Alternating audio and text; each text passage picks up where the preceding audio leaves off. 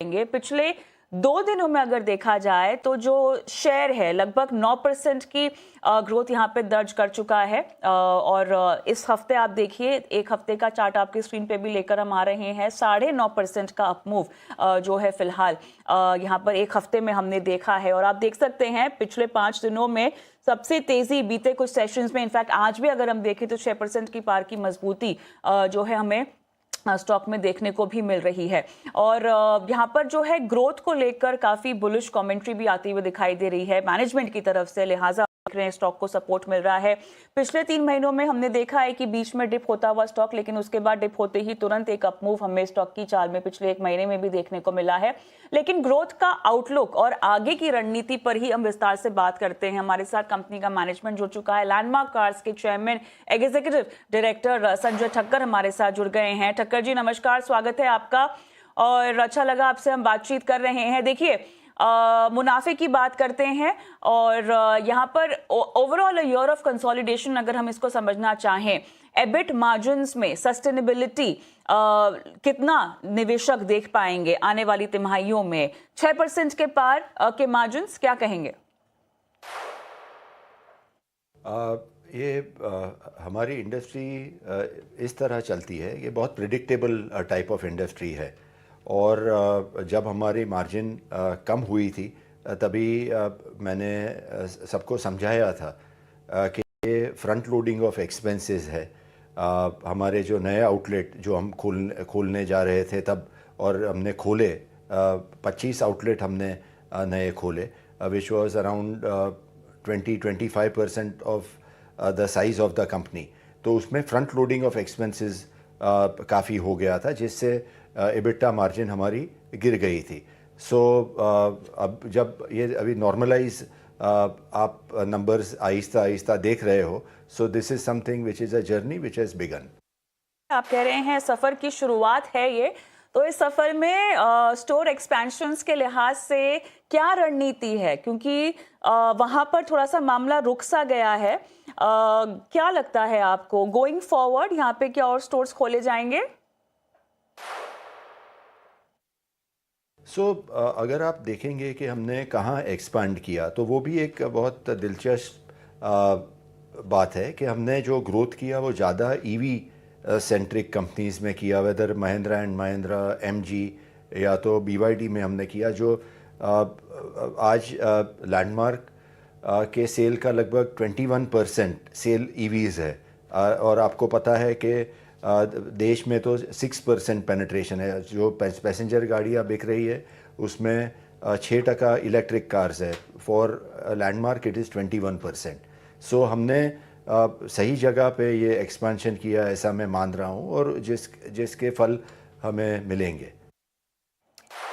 चलिए, लेकिन यहाँ पर हम आफ्टर सेल्स की बात करते हैं। 1000 करोड़ का आंकड़ा यहाँ पर क्रॉस हुआ है एनुअली, लेकिन अब नया टारगेट FY27 के लिए, और मार्जिन्स भी 18% के अबव अगर होल्ड कर पाते हैं तो आप कैसे देख रहे हैं?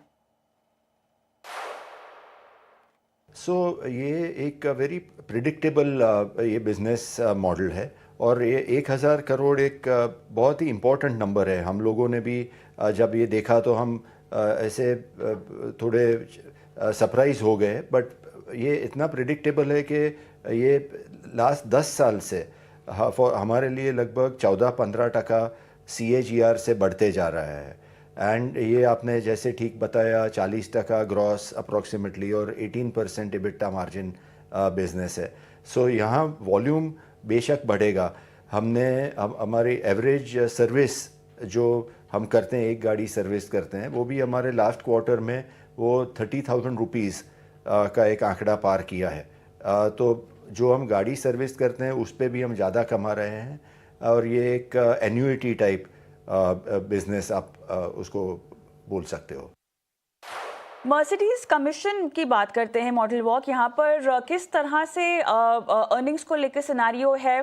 क्या ये वॉल्यूम बेस्ड होगा? टारगेट बोनसेस क्या होने वाले हैं, या दोनों के आधार पर जो है कमीशन मॉडल काम करता है? राइजिंग ASP डायरेक्टली कितना आपको इम्पैक्ट करता है टेक होम पर कार, अगर हम एनालिसिस समझना चाहें तो?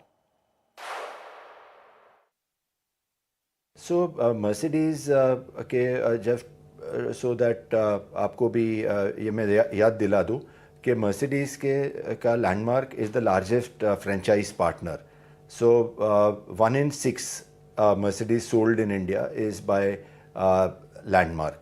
सो मर्सिडीज़ मॉडल थोड़ा अलग मॉडल है बाकी डीलर्स के मुकाबले, एंड यहाँ डायरेक्ट कस्टमर बिलिंग होती है, 1 India 1 प्राइस. सो हमारे बुक्स में ये इन्वेंट्री रहती नहीं है, वो एक बहुत फ़ायदा है. कस्टमर को भी एक ट्रांसपेरेंसी मिलती है. और आपने जैसे बताया, ऐसे जैसे प्राइजेस बढ़ते जा रहे हैं, जो बढ़ते ही जा रहे हैं, तो उस पर हमें कमीशन भी पर कार हमारा इंक्रीज़ हो रहा है. So that is something that is very safe. अगर हम आफ्टर सेल्स की बात कर रहे हैं और ईवी वर्सेस आइस की बात कर रहे हैं, तो ईवीज लगभग 21% आपकी सेल्स की हैं, लेकिन पेनिट्रेशन लेवल आफ्टर सेल्स के लिहाज से अगर हम देखें तो रेवेन्यू पे कितना इम्पैक्ट कर रहा है, या किस तरह से इसका समीकरण वर्कआउट हो रहा है? इसको ज़्यादा इम्पैक्ट नहीं करेगा, ऐसा अभी हम मान रहे हैं. It's still early days, because ये हमने ग्लोबल स्टडी देखा है मेनली फ्रॉम चाइना. और इसमें देखने वाली बात यह है कि एक्सीडेंट रिपेयर जो लगभग 47% जो आफ्टर सेल्स का फॉर रेगुलर आइस कार्स है, वो इनइलास्टिक है. इनफैक्ट ईवीज़ के क्या एक्सीडेंट प्रोटेक्शन या तो उसका रिपेयर कॉस्ट शायद थोड़ा ज़्यादा है आइस कार के मुकाबले. So there will be a very marginal impact over a long term in the gross margins of repair in electric cars. BYD outlook, अब ये बताइए कि जिस तरीके से हम देख रहे हैं ऑटो और होमोलोगेशन इशू बाहर आता हुआ दिखाई दे रहा है, रिजॉल्व होता हुआ, रियलिस्टिक वॉल्यूम टारगेट आप क्या देखेंगे FY27 के लिए?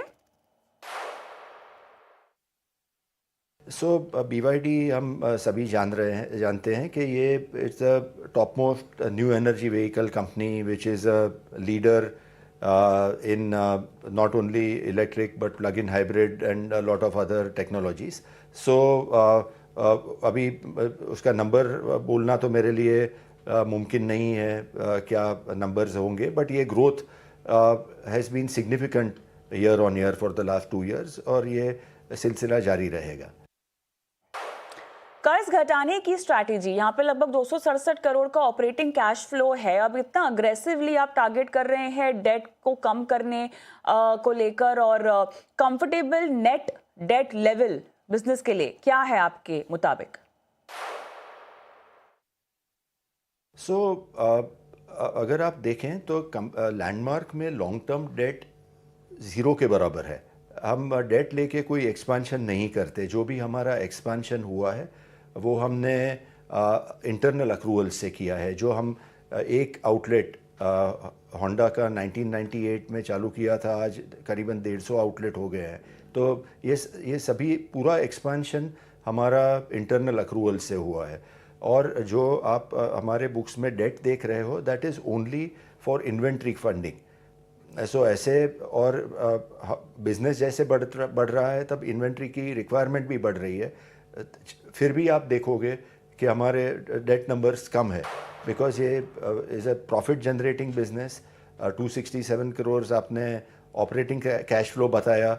We generated 100 crore of cash profit last year. So उससे या तो हम डिविडेंड देंगे, या तो एक्सपांशन ज़्यादा करेंगे, या तो फिर वर्किंग कैपिटल डेट रिड्यूस करेंगे.